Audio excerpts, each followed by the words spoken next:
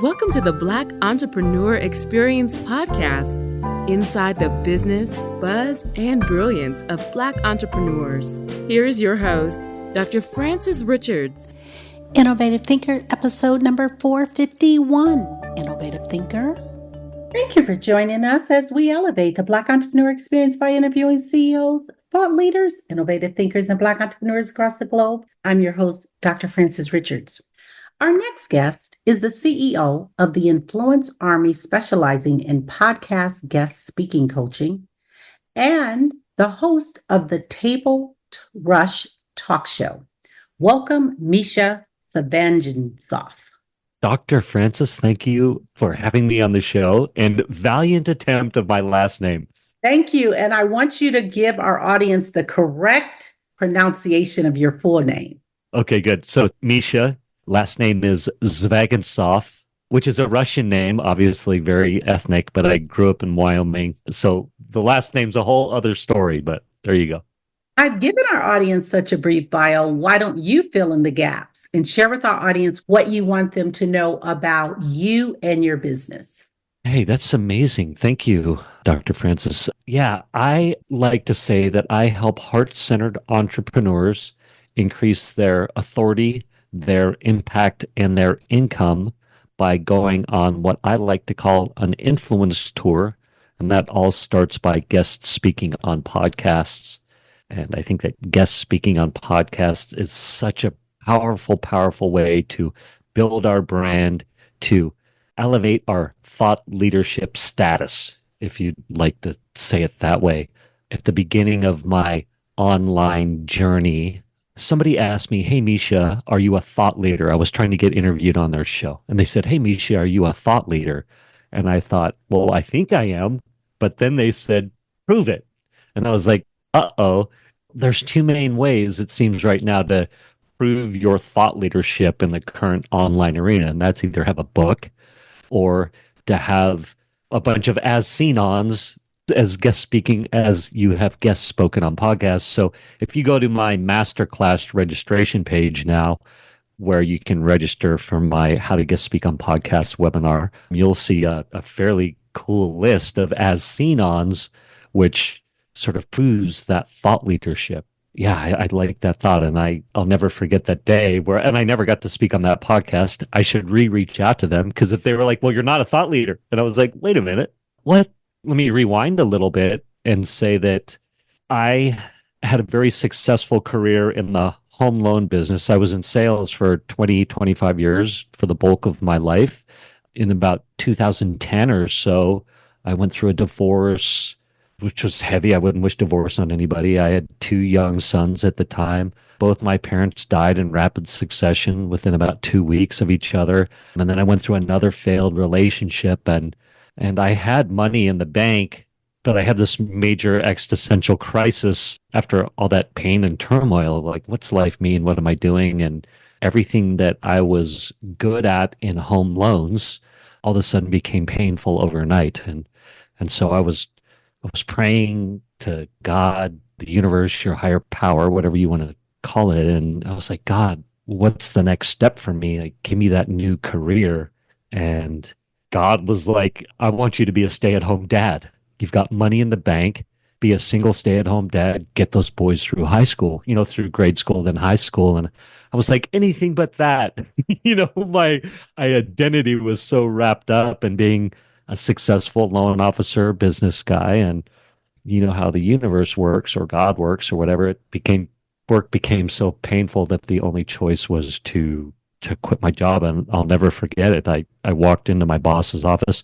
I had gone through this program. It's this gentleman named Kyle Cease, who's very big into meditation and inventory and really connecting on what I like to call that heart center and what is our mission, what's pulling us forward, right? And so I did this program with him, Kyle Cease. Anybody should check him out. And I had this epiphany. I was like, oh my gosh, I love getting my boys up for school, making their lunches, feeding them their breakfast, taking them to swimming. None of my boys like soccer or baseball or anything. They were like, "We'll suffer through swimming." So I said, okay. I just loved reading to them in class too. at their schools. And I had this epiphany. I was like, I need to quit my job and hold that space for my boys and get them through school. And so I went into my boss the next day. I wish I could remember his name, but I went in and I told him, I said, hey, boss, I said, I quit. And he goes, well, we'll match any offer you're getting out there. And I said, no, you don't understand. I quit. I'm retiring. I'm going to get my boys through school. And he stone cold looked at me and said, Mischa, I wish I could quit too. And I was like, yeah, I'm doing the right thing. And so I got my boys through school. It was about 5, 6 years, something like that. And my youngest is Waylon. My older one's Cooper. My youngest, Waylon, at the time, was a senior in high school, had his girlfriend, was getting college, inline community college. And I had this conversation with him. I said, hey, Waylon, because I knew intuitively that I would get back into the entrepreneur game, the entrepreneurial game, into sales and marketing, because I love all that stuff and I'm good at it, the systemizing of it, the follow-up systems. But I said, hey, Waylon, I think it's time for me to get back into the entrepreneurship game. But you just need to know it's going to take a lot of time away from time that I usually have for you. And he's like, Dad, I got a girlfriend. I'm graduating. I'm going off to school. He's like, go do it. So I dove in full head first into wanting to master online marketing. And this is about 5 years ago, because my history was telemarketing, flyer campaigns. So I built telemarketing teams. I built flyer campaigns to get the phone to ring, things like that. I wrote a check to Russell Brunson. I don't know if you've heard of Russell Brunson, or I'm sure some of your audience has heard of Russell Brunson, but I joined his high-end coaching program. It was called the 2CCX at the time. I believe he's renamed it to Prime Movers.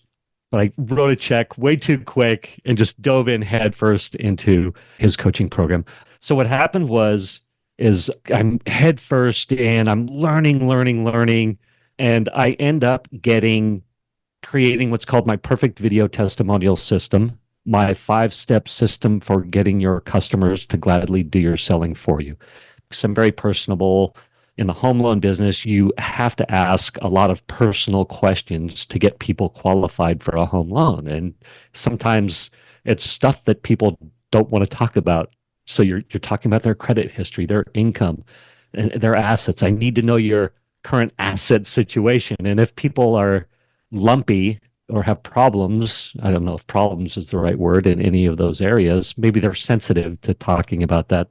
But I got very good at just saying, hey, I'm just trying to get you a home loan and I need to know the facts so I can get you in the box to get you your loan. And in a very authentic way, I was able to do that, non-judgmental way. So anyway, I start getting video testimonials for businesses. And I know you do some amazing testimonial work. One of the main things you do, right, is you capture like family stories, like generational stories. Yeah. Absolutely. Yeah, which is amazing. How powerful is that? Like, what a gift that is to the families and to the people you interview. They know that they get to share their legacy is being passed on, which I just got the chills thinking about it. And then their kids or the families that can have access to that. So powerful. But anyway, so I'm getting video testimonials for businesses. I'm getting flown around literally the world to interview people. But I still had this wicked imposter syndrome of, am I adding value and what the heck am I doing? I wake up to this email from one of my customers. Her name is Stacy Oliver, and she's amazing. And she has a magazine called Mind, Body, Soul magazine. It's a beautiful magazine. It's old school, it's a print magazine. And she would fly me to her magazine release parties to interview all the people who wrote the articles, the cover person, usually a woman, Mind, Body, Soul, was usually a woman on the cover, but I would interview, her cover girls. And I wake up to an email from her and it says, Mischa, you're the one that moves the needle in my business. I pay all these other people and you're the one that actually drives the revenue. In that moment, I was like, oh my gosh, I'm adding value. And it was so powerful for me. At the exact same time, Ryan Lipsey, who has a show. It's called the Small Business Spotlight. He had been harassing me for a few months to teach to his realtor audience how to get their customer testimonials and how to repurpose that content to put it across, social media. Excuse me, because realtors are starving for that content right now. And at the exact same time that I had gotten that email from Stacy, I had said I would speak on his show. So I spoke on his show and I crushed it. And I got this flood of engagement and it was amazing. And I had the second epiphany right then that was, oh my gosh, I have a story to tell and I'm adding value. And right? And it was such a powerful place to be working from. And so I had this thought, I'm going on a podcast tour. I need to take this show on the road. I start building out, which is my superpower, is building out the systems to scale that, right? Like, what are the email templates that I need? How to find the podcasts? What are the follow-up sequences? Like, how do we do this in an authentic way? So I start building out all these things, and I do this post on Facebook that says, hey, I'm going on a podcast tour. I'm going to help people get their businesses, get their video testimonials, but I'm going to share it across all these podcasts. I built out all this stuff. Who would want it? And I got this flood of engagement again of people were like, I want it. I'd love it. I need it. I need it. I have a message I want to get out there. And I was like, oh my gosh, that is the next thing for me to do moving forward, is to help heart-centered entrepreneurs bring their message to market. So if you've got a business or a mission or a charity and you're trying to get that message out in a beautiful way, that's what I do. So there you go. That's a very long answer, but that's the story. And what problem exists in the world today that you want to solve, Mischa? Boy, that's such a great question. One thing that I'm passionate about that I am constantly working on is I got clean and sober when I was 17 years old. I'm 56 as we record this. I just turned 56. Happy birthday. Yeah, thank you. August 2nd, a Leo. I'm a full Leo. Hence, here I am on a podcast. But I'm very, very active in the recovery community. I volunteer a lot of time at recovery houses to support men and women, mostly men, but men and women who are trying to get clean and sober. And so I'm constantly mentoring people. I do all that for free. I love it. It's one of my passions. It really is one of the purposes of my life. So, for example, yesterday, I was leading a meeting about recovery. At the end of it, somebody brought a guy in, a 44-year-old guy who was, drinking. He was telling me his story. It was a Hispanic gentleman, and he was drinking, 15 24-ounce cans of beer a day, and it was literally killing him. I mean, there's the mental and psychological damage around all that, but there's also the physical damage, like your liver and all that sorts of stuff. You're rotting your body. I'm not trying to tell the world that they shouldn't drink, but for the people that have a problem with it, like I'm here to help them. But anyway, so I spent a portion of the day getting him into. He's like, I need help. I want to stop, and so, I spent a portion of the day getting him into a place that had free resources to help him get back on his feet. So that's one thing. And the other thing is that I believe us entrepreneurs who are 50-ish, let's say 45, 55, 65, 75, that we have that quality life experience.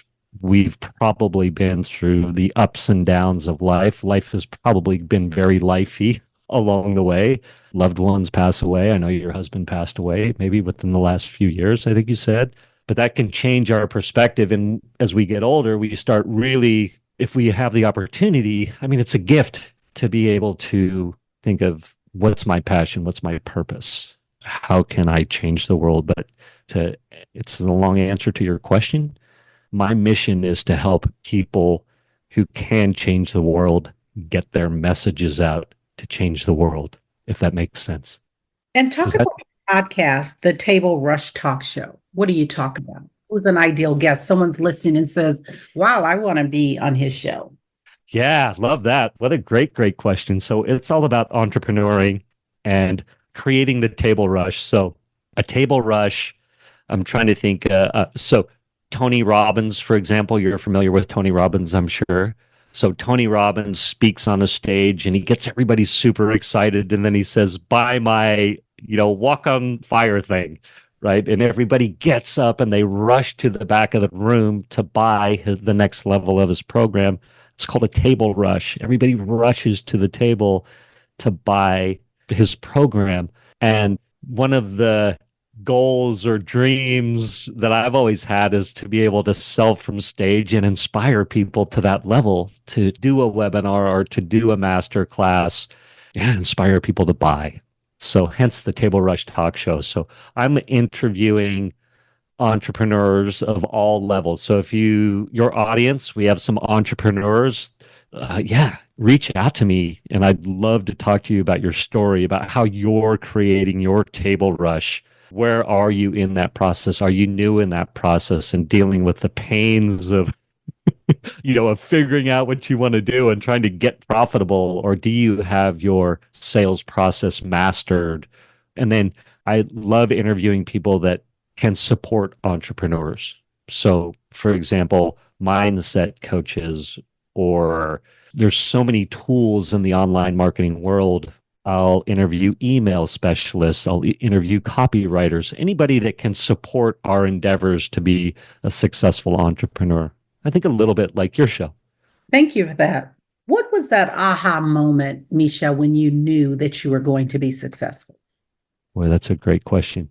The first time in business that I really had that, I'll tell you when it was, when I knew and the imposter syndrome had melted away. I was not questioning my success path. I was an athlete in my younger years. I'm 6'2", but I'm super chesty and top heavy and really skinny legs, short torso, long legs. And I was a skier and snowboarder coming out of Jackson, Wyoming. Jackson, Wyoming is a really cool mountain town. I mean, it's kind of cowboy-ish, but at the same time, it has this gigantic ski area there. It's like the biggest ski area in the U.S., vertical feet. So it's super big. So I say that in that I would have success along the way snowboarding. I had sponsors. I was in some magazines. I was paying for my skiing habit with snowboarding. But what happened is I went from that. I went to college, and then I owned some small businesses along the way. I had a little club. It was called the Nitro Dance Club. In college, I opened a club with my friend. I had some other little businesses that had varying degrees of success. And then I got married. I had a finance degree. So I started in financial services. And that's when I started telemarketing. I hate to admit it, almost boiler room type stuff. Yeah, just those days. But I really learned the power of scripts. I'm getting to the point here, so bear with me. But I was listening to guys like Zig Ziglar and Brian Tracy, if those names ring a bell. This is in the late 90s, mid to late 90s, just listening to that stuff on my Walkman and on CDs. This is in San Francisco Bay Area. But I was making hundreds of phone calls a day. Oh, and it was a grind. I end up in telecom sales, tech sales in San Francisco during the dot-com bubble. It was such a volatile, crazy time. And so although I was paying the bills, it was like, what's going on here? And of course, the dot-com bubble crashes. And so all of a sudden, I've got a car payment. My wife, Dawn's 6 months pregnant, so Cooper's about to be born, and I get laid off. I'm like, oh no. I literally thought, I will do anything, anywhere. I need a job. I've got a family coming. And I worked for Pacific Bell, SBC, if that name rings a bell, but they're a big telecom company. And so I was like, I will climb telephone poles in Missouri. I was like, I've got bills to pay.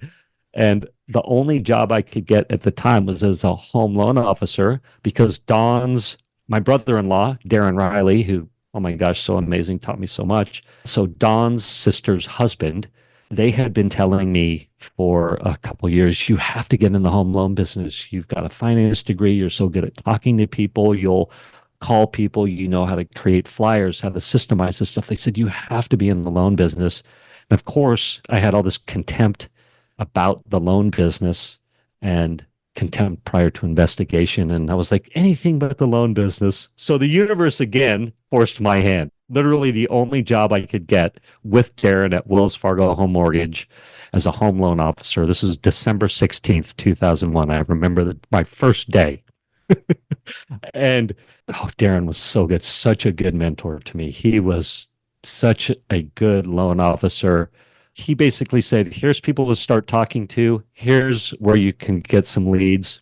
And everything in my life came together at that point. I was probably 32 or 33 years old, but all the things I had done up to that point through the snowboarding, as trying to be a professional athlete, the grind of the financial services, the creating the flyers and the marketing to market our club and these little ravey things that we were doing, it all came together in home loans.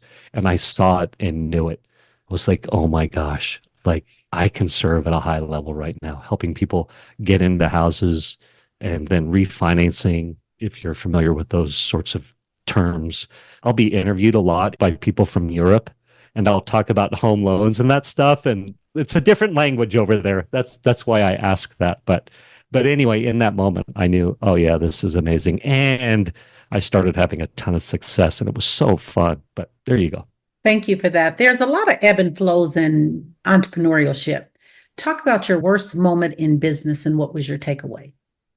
The worst moment in business for me that's jumping out to answer your question, and then what was the takeaway, was when I was in home loans, I was very positive, and I'm generally speaking a positive individual, half glass full, optimist. If we put in the time and effort, realistically, we'll have success. I'd still believe that. And can we work through our circumstances? Can we thrive in spite of our circumstances? It's a lot of what I think. When I was at Wells Fargo Home Mortgage and I had little teams and things like that, and then of course had my bosses, I was always very positive at those sales meetings. I'm rallying the troops. I'm supportive of the boss. I'm like, we're lucky to be here. If you're not positive, what are you doing here? I would call people out. Why are you even here? Like, do you understand the opportunity that we have, that we've been given by Wells Fargo, our bosses, the infrastructure we have here? Why are you wasting our time? So fast forward to that time when, after my parents had died, I'd been through divorce, more failed relationships, and work had become very hard for me. And I became that negative person in those sales meetings. And I saw it. I was like, man, I'm the guy that I used to call out. And that was a very dark time because I wasn't able to say the prayers, the mantras, the tricks to reset my mind. And so that was very hard time. And my identity, again, was so wrapped up in that. And man, it was dark. I don't know if you relate to any times like that. But the big takeaway for me was I needed to level up the internal work. So I started jumping into finding resources to help me. At that time, my life had been mostly on the success path, that upward trajectory, success at work, growing the family, beautiful wife, great kids. And I was a very pull myself up from my bootstraps kind of a guy. And then all of a sudden, life got lifey. I got shellacked or blindsided by divorce and all this stuff. And I realized that I needed to learn how to lean on my community and ask for help at a deeper level. I needed to maybe talk to some counselors. I needed to dive into some mentorship with guys like Kyle Cease. I needed to be open-minded to all these modalities, call them healing modalities perhaps, that before I was very contemptuous about. It's like, just pull yourself up by your bootstraps. I was like, no, I'm in some mental pain. Like, I need some help. And so I reached out for help. And one of my things, being an addict and an alcoholic, is pills were not an option for me, or they aren't an option for me. I had cashed that ticket in at a very young age. So I was like, how am I going to do this healthily, naturally, without jumping on the prescription medication bandwagon, if that makes sense? So yeah, the big takeaway was lean into community, ask for help, get some resources, maybe be open to therapy or counseling or things like that. And it really transformed my life. I dove deeper into spiritual practices too. You talked about mentors. Who are your top two mentors and what lessons did they teach you? I'd say right now my top mentors are Russell Brunson and Stu McLaren, and actually Ron Story. That's a lot of names right there. But the thing that Russell and Stu talk about are take the action, take the messy action. And Stu McLaren is very much like this. He says, hey, ignore those gremlins in your head. Put your message out there, test and try. Test and try. It's just a learning experience. You're just going to get feedback from the market. And Stu McLaren runs membership sites and teaches people how to create communities and monetize communities and serve. And Ron Story, Ron Story Jr., he has a company called PitchDB, which I love. I use it as a tool to help me send out my podcast guesting requests. And I'll send a link over to you. You can put it in the show notes for 20% off because it's such a powerful tool. It literally allows me to send 100 emails a month to get requests to be on shows. And Ron Story is a Black gentleman, and I bumped into him about a year ago by now. Was introduced to him, and he's transformed the way that I reach out to guest speak on podcasts because he's so powerful. He's so gifted. He just knows so many tricks, and his perspective on the shows to speak on, all that. I could go deeper on it, but really he just has been so powerful as a mentor in encouraging me to get on more shows and teach people how to get on more shows. And then his software is so powerful. And then Darren Riley, he was my home loan mentor back in the day, my brother-in-law. Boy, he really just taught me how to do a good job, how to package a home loan, how to dot the I's and cross the T's. Don't cut corners. Really paint the picture for the underwriter of the home loan. Like, make it easy for them to say yes. And so that's do such a good job on the loan package that you answer the questions for the underwriter and don't cut corners. And so there you go. There's a few people. Thank you for that. And Ron Story has been on the podcast. If anyone's interested, it's episode 384 for Black Entrepreneur Experience, if they want to find out more about Ron. So yeah, he is amazing. Yeah, it really is, man. I love Ron too. He's so, what's the word? Just, he cuts to the chase and really helps you see the error of your ways in I don't know how to say it. He just shines a light on my wrong thinking right away. And I'm like, oh yeah, you know what? You're right. And then he gives you such powerful tools to move forward. I guess is what I'd say about Ron. I mean, I talk to him all the time. Advice you wish you had followed? Boy, in my current iteration as online marketer and helping people get their message out there, right away when I was jumped into the online marketing world 5 years ago, I heard make an offer, put stuff out there, learn. And it took me a long time to do that. That timeline of putting a new idea out there or a new product or doing the webinar that I do now, the masterclass, those timelines are shrinking of putting a new idea out to market. That's the biggest thing. And that I would encourage people, don't get stuck in your head. Put your idea out there, float your offer, create an offer, like test and try. And that's my mantra that I have is test and try.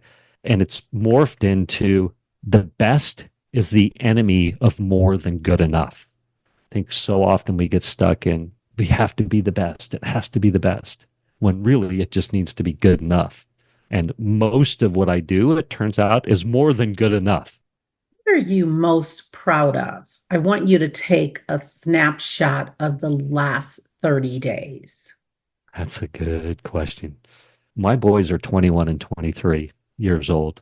I love those boys, and they love me, and I know they love me, and they within the last 30 days, Cooper has called me up for advice about his life. And there's nothing like that as a dad when your son calls you to get your perspective on things. And men, boys, there can be tension, and the universe has created teenagers, teenage boys to rebel against their fathers, and some more than others. But Cooper and I, we had that tension, and I thought it would be longer before he would see the wisdom that his father brought to the table. And pretty quick, maybe when he was 21, he started reaching out to me a lot more. And yeah, we had a great conversation the other day. I'd say the same thing about my son, Waylon. He's more of the sensitive type. And, the other day he's like, hey, Dad, let's have a hug. We haven't hugged for a while. Like, give me a big hug. I was like, yes, like, let's have a hug. And there you go. That's what I would tell you. Talk about fatherhood and entrepreneurship. One thing that I do today, and I would absolutely tell my younger self and any younger entrepreneur, men or women listening or hearing this right now, is that make that time for your family. I was under the delusion when I was younger that in being successful, that if I took that time that I was having to build my successful career, if I took some of that time and put it more towards family, it would affect my career in a negative way. And what I have found is the opposite is true. The more that I commit to prioritizing my family, the more opportunities come my way. Like every time that I prioritize a moment with my sons, or I have two opportunities. Boys need something from me, or I have a business opportunity. If I put that business opportunity on hold and bring that love to my family, I'm richly rewarded in my entrepreneurial journey. So I would definitely tell my younger self to prioritize family more. Thank you for that. Mischa, if you conducted this interview, what is the one question you would have asked yourself? I want you to ask the question and answer it. What's coming up for me is, how much fun are you having doing what you do now? So, Mischa, how much fun are you having what you do now? And I would say, oh my gosh, I am having so much fun. I get to speak on podcasts, speak with amazing people like you, Dr. Francis, and we had our intro call was so powerful and so fun that led to this interview.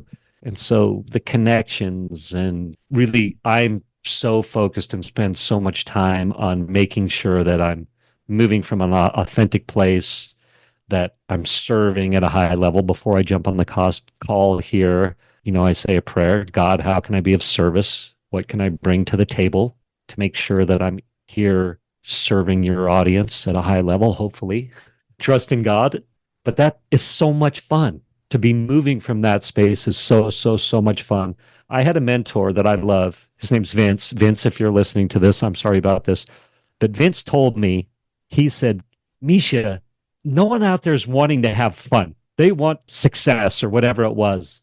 And in that moment, I was like, no, that's his idea and not mine. I don't need to internalize that. I am about having fun. I want this to be fun. I want this to be an adventure. The people that I serve, like, we can have fun doing this. Not to say that we don't have those down moments of feels like the world's collapsing on us, but let's have fun. I want you to answer why podcasts. You talked about your experience in internet marketing, and we've seen over the last 10 years or 7 to 8 years, we've seen a change. You talked about the Russell Bronsons, and there's other individuals that are or were very prominent in the internet marketing space. Someone's saying, or maybe they're asking the question, should I engage in speaking on a podcast? Is it going to be profitable for me, or is it a waste of time? Boy, that's such a great question. There are 7 main benefits for guest speaking on podcasts. And I want to tell you that the 5 years, as we record this, the 5 years that I have been deep in the online marketing game. Excuse me. And I've spent literally $150,000 plus in masterminds, Zoom calls, hot seats, marketing conventions, traveling around. Like I've been deep in it and seen thousands of entrepreneurs fail, people that are trying to make it in online marketing. And I've seen people that had multi-million dollar businesses collapse when the algorithm changes in social media, when the iPhone, they change the iOS system, the operating system, so you can't remarket the same way. I come from, Darren taught me about the fundamentals of being a home loan officer, and I learned the fundamentals. So I was able to thrive through the ups and downs of the mortgage and real estate market, where a lot of people would constantly be flaming out and failing because they did not learn the fundamentals. So what I bring from my old school me, the old school Mischa, is I bring those fundamentals of marketing, business, sales. A lot of that is networking, relationship building. I bring that into the new school of online marketing. And podcasting is such a great way to build or to do the fundamentals. I want, of course, it's like, yeah, can I just run a Facebook ad and have instant success? But the reality is, for most of us, it doesn't work that way. I see entrepreneur after entrepreneur investing money in social media marketing too soon. They don't have their systems dialed in. They don't have their relationships dialed in, their business relationships dialed in. They don't have their messaging dialed in. And so they're spending money on social media marketing before they should. And that's expensive. The benefits of podcast guest speaking are, first, the call to action. You'll say at the end, hey, Mischa, where can my audience find you? Or what do you have for my audience? And I tell everybody, hey, go to guestingguide.com, guestingguide.com, and I'll tell you what it says. If you go there, you can get my free guide to launch a successful and profitable podcast tour. So there's the obvious call to action. When we're guest speaking on podcasts, I get access to your audience. And that's very powerful, even if it's a 10-person audience, even if it's a 50-person audience. This is what Ron Story told me. He totally called me out. He said, hey, Mischa, if you could speak on a stage to 10 people or 15 people that had an interest in what you did, would you do it? I said, of course I would. And he goes, well, quit trying to speak on all the biggest shows. Like, get your ego in check. He goes, there's so many great small to mid-sized podcasts that have a captive audience that want to hear what you have to say. And I was like, oh my gosh, thank you for that, Ron. I'll never forget that. So there's the obvious call to action. The next benefit is the host will sometimes direct recommend you to somebody. So I speak on podcasts, a lot of them. And sometimes a host goes, oh, Mischa, I know somebody who would like to guest speak on podcasts. I'm going to refer them to you. So I'll get a referral from the host. Sometimes the host will use the services themselves, your services themselves.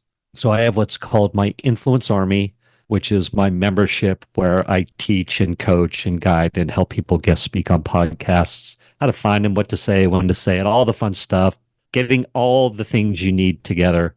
And it's a ton of fun, and we have a ton of fun. But hosts, some of my current members are hosts of podcasts that I guest spoke on. They're like, hey, I want to go on an influence tour. I love it. You can help me. So the host will oftentimes join your thing. Then there's collaboration opportunities. So before we hit record here, I was telling you that I had run my first master class finally, my first webinar. I finally got it off the ground. I was very excited. It had a little bit of success. There's a lot of hope out there right now.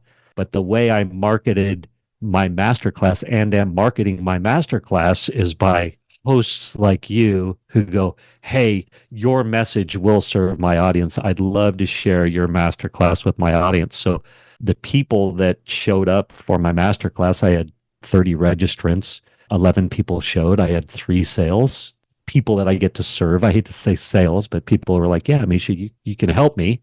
And that came from partner email lists. So collaborations. I think people miss the collaboration opportunities that are out there with podcast hosts because we have an opportunity with our pre-call to go, hey, you and I might work good together. We do have some of our stuff is in alignment.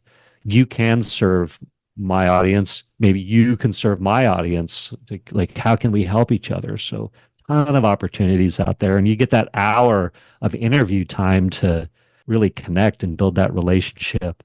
Number 5 is the repurposing of the content.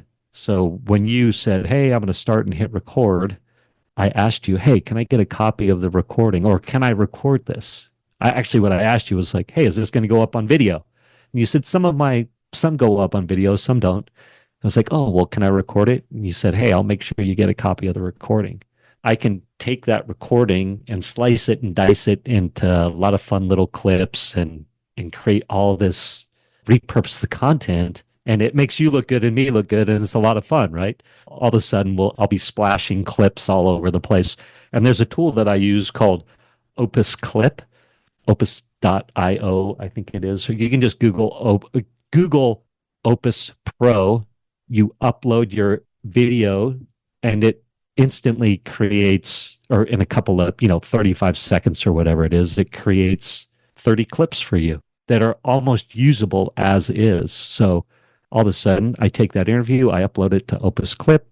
You can actually schedule the clips to be posted from Opus Pro. So you don't even need to log in to your social media. I literally just schedule the clips from Opus Pro. It's so powerful. And then people see that content, right? I literally just had somebody register from the webinar because they see that content. So you've got that, the branding, so powerful. I already spoke to it a little bit, I think, or maybe it was in our pre-conversation, but I've got my whole as seen on list, which is growing every day. It'll grow. I can't wait to put, when this episode goes live, to put you on there too. So it just elevates our brand. It elevates our thought leadership, which is so powerful. And then there's the SEO, or search engine optimization. I don't know a lot about that, but all I know is long form content is good to have. And as the more hour-long interviews that I have out there that are posted across podcast land and then YouTube and all that, as people are searching, I come up a lot more. And it's a lot more, people are so obsessed with social media. That's all, it's so fleeting. It's not lasting in long form. If we're doing these interviews, we're actually a lot more searchable and stuff like that. Does that make sense? And then last, I'll give you a bonus eighth, because we will transform as individuals. I had this thought of, how would my business and my life change if I guest spoke on 50 podcasts in 100 days? I had that moment where I've got a story to tell. I've got value to add. I need to go on a podcast tour. I had listened to Amy Porterfield's podcast. This was back in about a year and a half ago. And I believe this episode was from March 2023. So everybody should go listen to it. But she said, I went on 100 podcasts to promote my book, or she did. She went on 100 podcasts to promote her book. And in that moment, I had that question, well, how would my life change? How would my business change if I guest spoke on 50 podcasts in 100 days? And I have transformed through the process. Man, I'm such a better speaker. I still do a lot of ums and likes and all that, but better storyteller, better at connecting, so much more confident. The things that I teach and I do out there now, networking, I'm better at all of that. Like I could jump on, you could throw a microphone in front of me anywhere and I'm ready to go. Thank you for that. And the final question, what is the best way for our audience to connect with you and to do business with you? Leave all your social media handles. Yeah, my favorite right now is LinkedIn. I am loving LinkedIn. I think for us entrepreneurs, it's sort of a hidden gem out there. Or maybe everybody listening and watching already knows this and is going, duh. But you can find me on LinkedIn. You can Google or you can search just Mischa Zvegintzov. But my handle is Mischa Z, MISCHAZ. So definitely connect with me on LinkedIn and message me or connect with me. And then I do play around on Facebook a lot as well. So my handle on Facebook is Mr. Mischa, MrMischa. But of course, there's not many Mischa Zvegintzovs out there. So you'll find me. I'm pretty easy to find. And then if you want to know more about podcast guest speaking and stuff like that, go to guestingguide.com and download that guide that I was telling you about. It's awesome and can get you started and has templates and all sorts of fun stuff in there. Thank you, Mischa. That's a wrap. Thank you for listening and subscribing to Black Entrepreneur Experience. We would love for you to leave a review and rating on iTunes and share with your friends. For show notes and more episodes, go to www.beepodcast.com. Join us next Wednesday, and remember, green is the new black. So keep your bank accounts and your business in the black.